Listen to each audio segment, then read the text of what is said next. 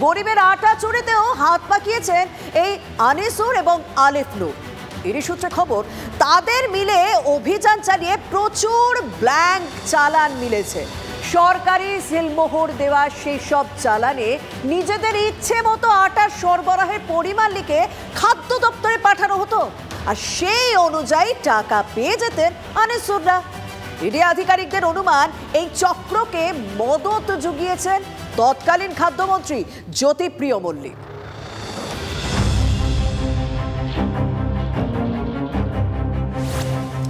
সময় যত গড়াচ্ছে, পেঁয়াজের খোসার মতো খুলছে রেশন দুর্নীতির এক একটা অধ্যায়।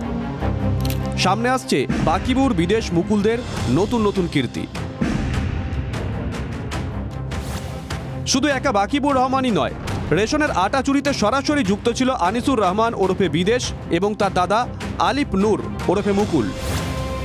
ইডি সূত্রে খবর, বিদেশ মুকুলের সংস্থা জিপি অ্যাগ্রো ফুডে তল্লাশিতে মিলেছে সরকারি আটা সরবরাহের প্রচুর ব্ল্যাঙ্ক ডেলিভারি চালান। প্রত্যেকটি চালানে ছিল সরকার স্বীকৃত ডিস্ট্রিবিউটরদের সই, এমনকি শিলমোহরও। ডিস্ট্রিবিউটরদের সঙ্গে কথা বলে ইডি আধিকারিকরা জানতে পারেন, সেই চালান দেখিয়ে বিদেশ মুকুলরা কোনো আটাই তোলেননি। অর্থাৎ এই ধরনের ব্ল্যাঙ্ক ডেলিভারি চালান এই মিল মালিকদের কাছে থাকতো। সেই মিল মালিকরা সেখানে নিজেদের ইচ্ছা মতো বা নিজেরা কত পরিমাণ আটা লুট করবে সেই সংখ্যা লিখে দিত। লিখে দেওয়ার পর সেটা চলে যেত সরাসরি খাদ্য দপ্তরে, আর খাদ্য দপ্তর থেকে সেখানে সে যে পরিমাণ আটা সরবরাহের কথা উল্লেখ থাকতো সম পরিমাণ টাকা পাঠিয়ে দেওয়া হতো এই মিল মালিকদের কাছে। অর্থাৎ গরিব মানুষের প্রাপ্য আটার এক ছিটেও গেল না ডিস্ট্রিবিউটরদের কাছে, উল্টে কোটি কোটি টাকা পকেটে ঢুকে গেছে আনিসুর আলিফদের। তাই এখনো পর্যন্ত খালি গরু মোষের খাবার খেয়ে নিয়েছে এই খবরটা লালুর মতো পাওয়া যায়নি। ওখানেও আশীর্বাদ নিয়ে এসেছে, ভবিষ্যতে ওটাও শুনতে পাবেন। সর্বস্তরে তৃণমূল থাবা বসিয়েছে। তবে এটা ওই কী বললেন, মুকুল বকুল এরাই সমস্ত এত বড় কাণ্ড ঘটিয়েছে, এটা মনে করবার কোনো কারণ নেই। অনুমোদন ছাড়া, সরকারের নজরে থাকা মানে আশীর্বাদ ছাড়া এত বড় প্রাতিষ্ঠানিক দুর্নীতিকে এক দশকের বেশি সময় ধরে টেনে নিয়ে যাওয়া যায় না। দেখুন, মুকুল বলুন বা বিদেশ বলুন বা বাকিবুর বলুন, এরা সবাই তো বামফ্রন্টের আমলের প্রোডাক্ট। সিপিএমের আমলে এদের জন্ম, এদের দুর্নীতিতে হাতে খড়ি হয়েছিল। বরঞ্চ আপনি বলতে পারেন তৃণমূল কংগ্রেস রাজধর্ম পালন করে বলে তৃণমূলের সাথে যোগসাজশ থাকা সত্ত্বেও এদের বিরুদ্ধে কোনো অভিযোগ, সাবস্টেন্সিয়াল এভিডেন্স থাকলে দল এবং প্রশাসন এদের বিরুদ্ধে ব্যবস্থা নেয়। কিন্তু পাশাপাশি এই তদন্তকারী সংস্থার নিরপেক্ষতা, সততা এবং কম্পিটেন্স নিয়ে দেশের প্রত্যেকটা মানুষের মনে প্রশ্ন আছে। আমরা চাই নিরপেক্ষ তদন্ত হোক, দ্রুততার সাথে তদন্ত শেষ হোক, দোষীরা চিহ্নিত হোক এবং শাস্তি পাক। ইডি সূত্রে খবর, আটা চুরির গোটা চক্রটা চালাতে সাহায্য করেছেন প্রাক্তন খাদ্যমন্ত্রী জ্যোতিপ্রিয় মল্লিক। কারণ তার কাছে বারবার এই ধরনের তথ্য যাওয়ার পরেও কোনো পদক্ষেপ করেননি তিনি। ইডির অনুমান, বিদেশ মুকুলদের মতন আরও অনেক মিল মালিক রাজ্যে ছড়িয়ে আছেন, যারা এইভাবে ব্যাংক চালানের মাধ্যমে আটা চুরি করেছেন।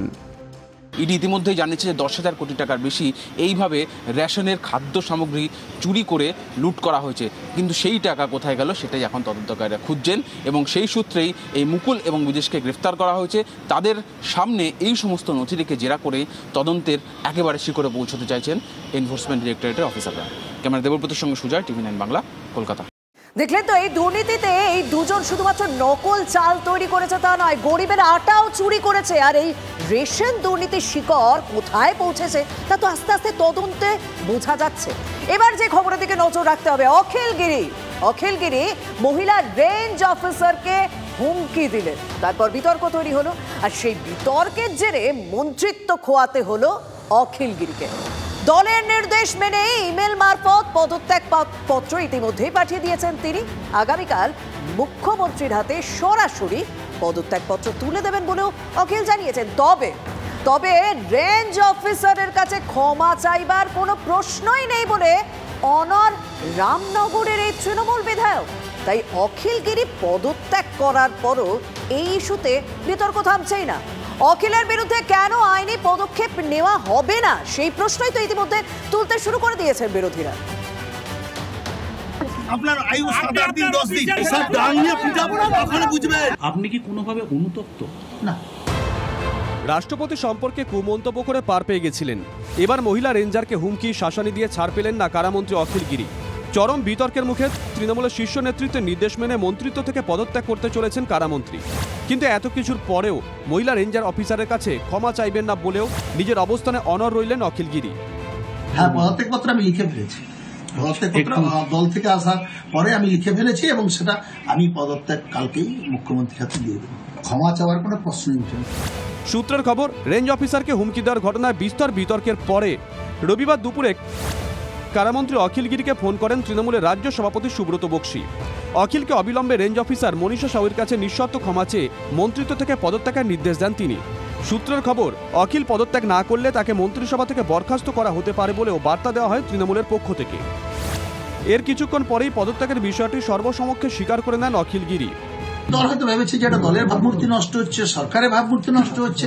যে কথাগুলো আমি উচ্চারণ করি সেই কথাগুলো পরবর্তীকালে মনে হয় বোধহয় না বললেই ভালো হয়, হয়তো আমার নিজের ভুল। মহিলা রেঞ্জারকে কি আপনি কোনোভাবে ফোন করে ক্ষমা কিছু চেয়েছিলেন বা তাকে তার সঙ্গে কথা বলবেন?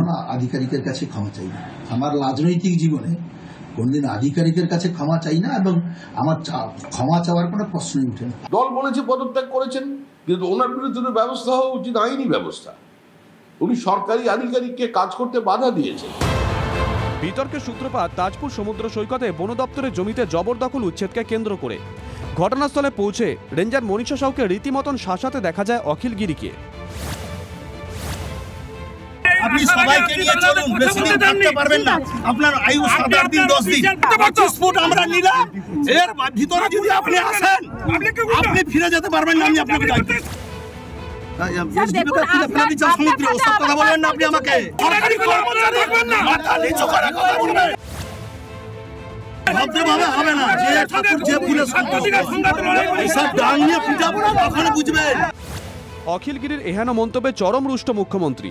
তৃণমূলের শীর্ষ নেতৃত্ব কঠোর অবস্থান নিয়েছে, কিন্তু বিভিন্ন মহলে প্রশ্ন উঠছে, কর্তব্যরত সরকারি অফিসারকে ডাং দিয়ে পেটানোর হুমকি দেওয়ার পরেও অখিল গিরির বিরুদ্ধে কেন পুলিশ অভিযোগ দায়ের করা হলো না? মহিলা রেঞ্জ অফিসার কি ভয়ে থানায় যেতে পারছেন না? বন দপ্তরের তরফ থেকে কেন এ বিষয়ে সুনির্দিষ্ট অভিযোগ দায়ের করা হচ্ছে না? পুলিশ কর্মীদের সামনে রেঞ্জ অফিসারকে শাসান অখিল গিরি, এরপরেও পুলিশ কেন শতপ্রণোদিত মামলা করল না? অখিল গিরি রাজ্যের শাসক দলের প্রভাবশালী নেতা, তাই কি পুলিশ সিটিয়ে আছে? না, উনি ক্ষমা চাইতেন কেন? সর্বোচ্চ তৃণমূল কংগ্রেস যে কাজ করে অখিল গিরিও সেই কাজ করেছে। আমাদের মুখ্যমন্ত্রী স্নেহ পরবশ হয়ে ভালোবেসে বইমেলার বাইরে তিনি পুলিশকে চাপকাবেন বলেছিলেন।